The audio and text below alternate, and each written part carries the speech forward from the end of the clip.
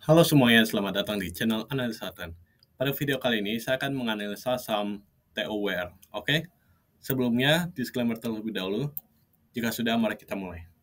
TOWR, Tower, Sarana Menara Nusantara. Seperti biasa, saya akan mulai dari analisa time frame monthly. Ini, untuk skalanya ini saya pakai skala logaritma ya. Nah, kita akan mulai dari Ichimoku.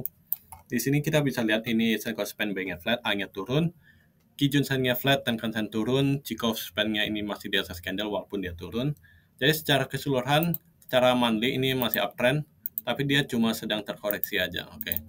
Nah, terus kita cek di weekly, di sini bank-nya flat, A-nya turun, Kijun Sen-nya turun, Tenkan Sen-nya ini flat, terus Chikou-nya di bawah candle, ini secara keseluruhan ini masih bearish, oke. Kalau monthly dia koreksi, kalau weekly ini bearish.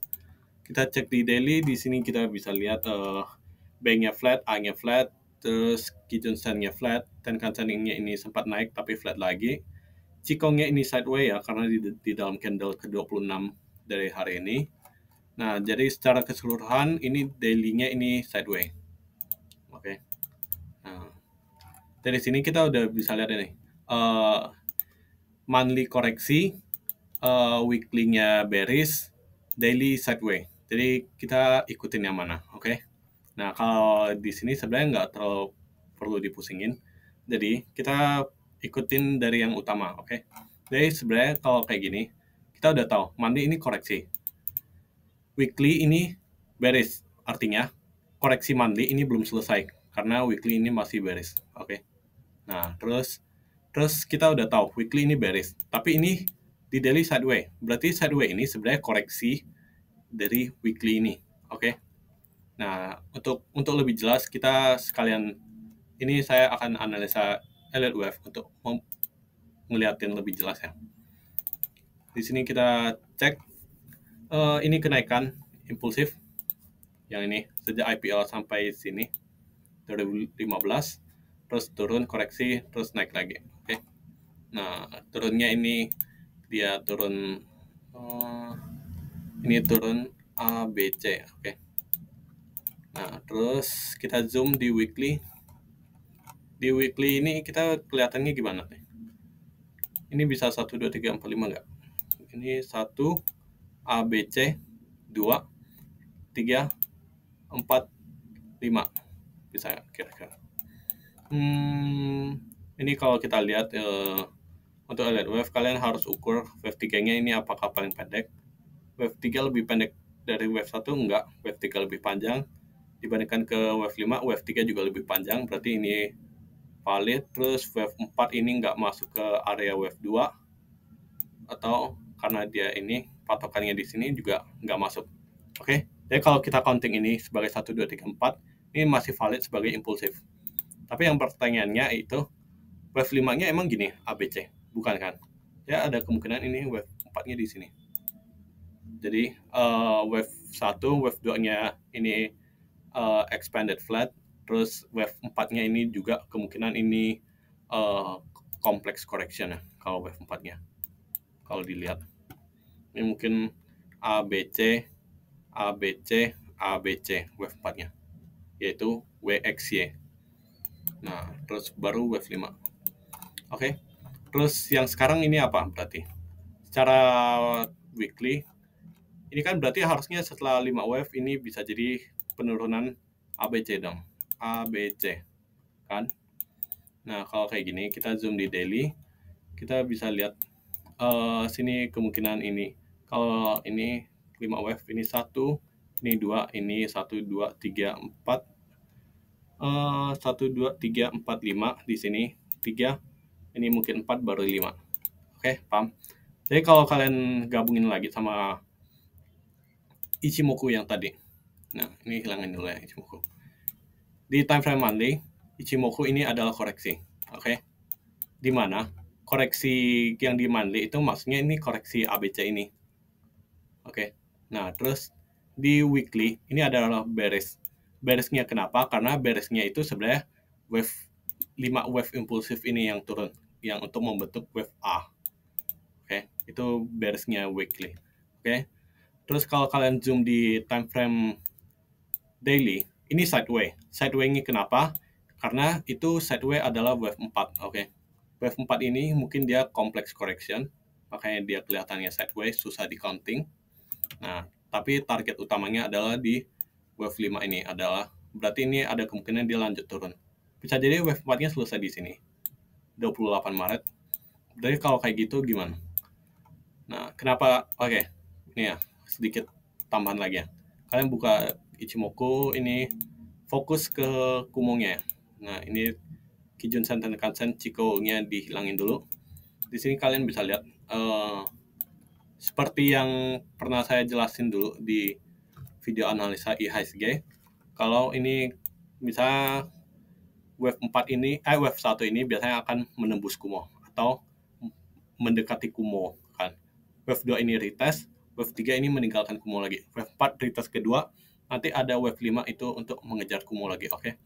Jadi polanya itu kalau kalian lihat ini, kalau misalnya dia bullish, dia mungkin gini. Ini kalau bearish ya, bentar. Nah, jadi kalau bullish dia mungkin gini, kira-kira lah ya, oke.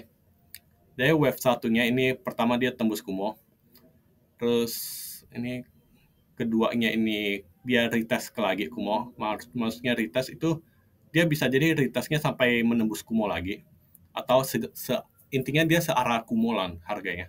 Nah, wave 3 ini akan bergerak menjauhi Kumo. Wave 4 ini retest lagi, terus wave 5 menjauhi lagi. Setelah itu apa? Dia akan mulai masuk ABC lagi.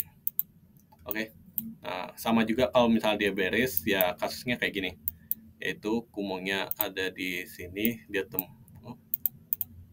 ini tembus, terus dia menjauh, terus dia kena support lagi Kumo. Oke. Nah, oke, sama polanya. Dia wave satunya menembus Kumo atau mendekati Kumo, wave 2-nya retest atau searah Kumo, wave 3-nya ini menjauhi Kumo, wave 4-nya retest lagi, wave 5 menjauhi lagi, nanti baru dia akan naik. Oke. Nah, itu alasannya kenapa saya bilang ini masih wave 4 sebenarnya. Ini wave 4, tapi apakah ini wave 4-nya sebenarnya sudah selesai? Bisa jadi. Oke. Jadi kalau kayak gini kita udah tahu nih strukturnya. Ini gabungan Ichimoku Elliott Wave ya. Ichimoku dan Elliott Wave berarti ini dia masih ada penurunan. Sekarang pertanyaannya dia turunnya sampai kemana? Supportnya kan. Support ini itu kita coba kurs dengan Fibonacci. Saya mau proyeksikan panjang wave 1, proyeksikan ke wave 4 ini. Terus saya mau proyeksikan, kalau proyeksikan ini terlalu panjang sih. Kayaknya nggak terlalu kena juga sih kayaknya. External retracement, sini ke sini. Saya mau tambahin 618 sama 2,272 di mana ini ya. Oke. Nah, kalau kayak gini kita udah kelihatan cluster. Ini bisa jadi cluster. Nah, ini ada angka psikologi kan? Kayaknya nggak ada psikologi ya, tapi ini ada support yang dulu. Dia kalau kita tarik ya, ini adalah resistance yang dulu. Sekarang ini menjadi support, oke? Nah, kalau kalian tarik psikologi, berarti yang paling dekat ya di 900 harusnya ya. Koordinat 900. Oke.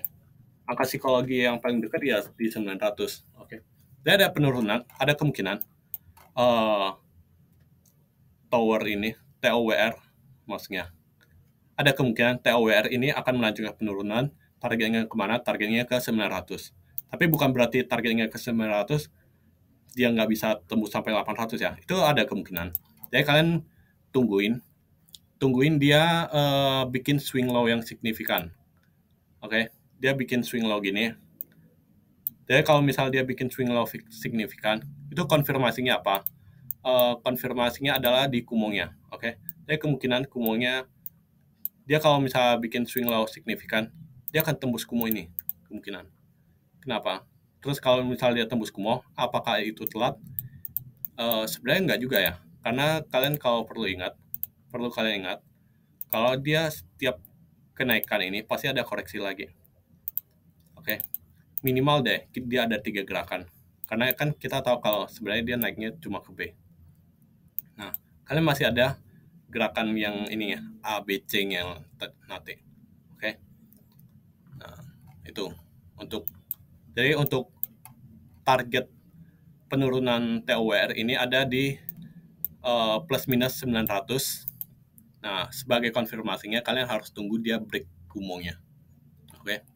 Nah, terus kalau kayak gini kan udah nih. Kita hapus garis yang nggak terlalu guna ya. Ini hapus. Oke. Ya kita cukup fokus ke gini aja. Target penurun, jadi kayak gini ya. TOWR ini sedang menuju ke wave 5, targetnya ini plus minus 900. Nah, untuk konfirmasinya kalian tunggu dia break out Kumo daily maksudnya. Nah, terus pertanyaannya nih, kapan ini terjadi? Oke, kita coba proyeksikan. Kita cek di weekly. Kalau weekly kita coba proyeksikan pakai Fibonacci time analysis ya. Nah, oke, sebelum itu, sebelum pakai Fibonacci time analysis, nih kalian zoom di monthly Ichimoku ya. Ini kena nggak? Oh, ini udah di bawah. Oke, tadi yang kita gambar ini sebenarnya udah deket ke ini Kumonya monthly kan. Jadi sebenarnya dari sini aja kalian udah tahu nih. Oh, dia kalaupun turun maksimal nih sampai di sini Agustus. Maksimal ya, atau September lah maksimal banget. Oke. Jadi kalau dari Kumo aja kalian udah tahu nih. Kumo monthly-nya ini sampai di September. Tapi ini kan plus minus satu candle ini cukup lama ya. Karena ini time frame monthly. Makanya kita perlu cek lebih detail di time frame kecil. Tapi kalau di sini kan kita agak susah kan. Nah, jadi kita coba pakai Fibonacci time analysis. Pertama saya mau proyeksikan panjang ini dari swing low 4 ini ke high 5. Saya mau proyeksikan ke permulaan penurunan ini. Terus di mana lagi? Saya mau proyeksikan ini.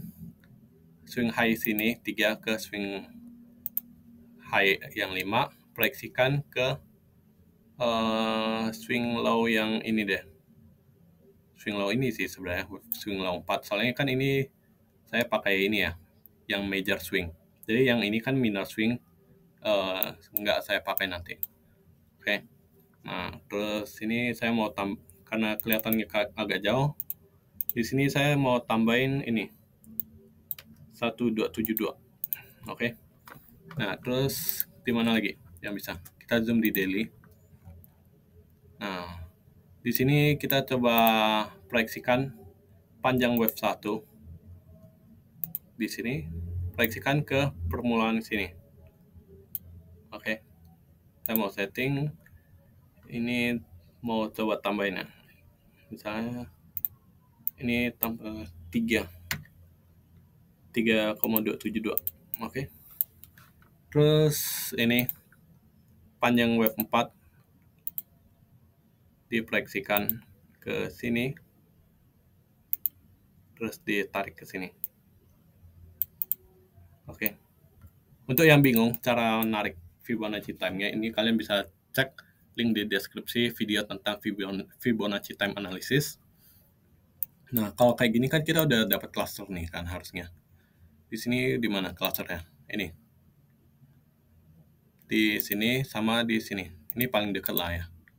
Soalnya kita patokannya ke angka-angka Fibonacci-nya. Oke. Nah, kalau di sini kan berarti di mana? Juni kan. Sedangkan yang tadi Ichimoku ini di time frame monthly, kita lihat nih, oh Juni. Berarti plus minusnya itu yaitu di kemungkinan ya Juni, emang kemungkinan Juni atau Juni Juli lah kemungkinannya kan. Ini Juni akhir atau di Juni awal. Ya udah, kemungkinan wave 5 TOWR ini selesai di Juni. Oke. Nah, jika sudah, kita udah dapat secara price dan secara time, yaitu ada di sini. Oke. Untuk konfirmasi tren ini selesai, yaitu kalian tunggu dia break Kumo. Oke. Di sini kita coba tarik channel ya. Ini dari sini ke sini. Nah, lihat clusternya itu di Fibonacci channel 0,38. Oke. Dan ini bisa dibilang ini target yang cukup cukup bisa dipertimbangkan. Nah, untuk konfirmasinya yaitu kalau misalnya kalian mau, ternyata dia udah break Kumo nih sebelum sampai target, ya itu nggak masalah, berarti lebih bagus dong kan. Berarti kalian nggak usah tunggu sampai agak lama. Oke. Nah, ini untuk secara price dan time untuk TOWR. Nah, sekarang kita coba secara fundamental, kita mau cek ini ekuitas, saya mau cek tahunan, terus EPS-nya tahunan. Oke. Ini stokastik saya hilangkan ya. Kita cek dari time frame weekly. EPS-nya mana? EPS tahunan. Oke. Nah, kalau dari sini kita bisa lihat nih. Ekuitasnya naik terus. Terus EPS juga naik terus. Ini. Berarti ini tanda tandanya apa? Ini kinerja perusahaannya ini mantap nih. Cukup bagus. Jadi kalian nggak usah terlalu ragu. Ini TOWR, ini perusahaan yang abal-abal. Nggak usah lah. Dari ini aja kita udah kelihatan ini perusahaan bagus. Cuma kita cek ini PBV-nya. Seperti biasa saya akan gabungin Bollinger Band. Nah, ini saya pindahin ke panel yang telah ada di bawah, buka setting, hilangin atas bawah. Nah, untuk settingannya, ini kenapa kalian bisa cek ke video tentang analisa fundamental secara teknikal. Nah, kita bisa lihat ini secara PBV aja, TOWR ini ada di rata-rata 5 tahunannya, oke? Jadi kalau misalnya kalian yang punya posisi ini, kalian, sayang nih mau di hold aja. Kalau misalnya dia turun, mending dicicil lagi. Itu menurut saya, itu nggak masalah. Karena ini aja kalau misalnya kalian ada di harga 1000 nih, itu sebenarnya kalian udah ada di rata-rata 5 tahunannya, oke? Jadi kalau dibilang mahal, enggak. TOWR ini, harganya ini udah di harga wajar kalau menurut saya ya. Nah, ini secara pandangan pribadi saya. Nah, cuma masih ada kemungkinan dia turun sampai ke 900. Nah, jadi secara fundamental ini TOWR ini cukup bagus kinerjanya, harganya juga tidak mahal, cuma dia memang masih ada sedikit momentum untuk menekan dia turun lebih dalam. Ya, kurang lebih di 900. Nah, untuk konfirmasi momentum penurunannya sudah selesai, ya kalian tunggu dia break ke atas kumonya. Oke. Nah, sekian analisa dari TOWR. Disclaimer kembali ya. Sekian dan terima kasih.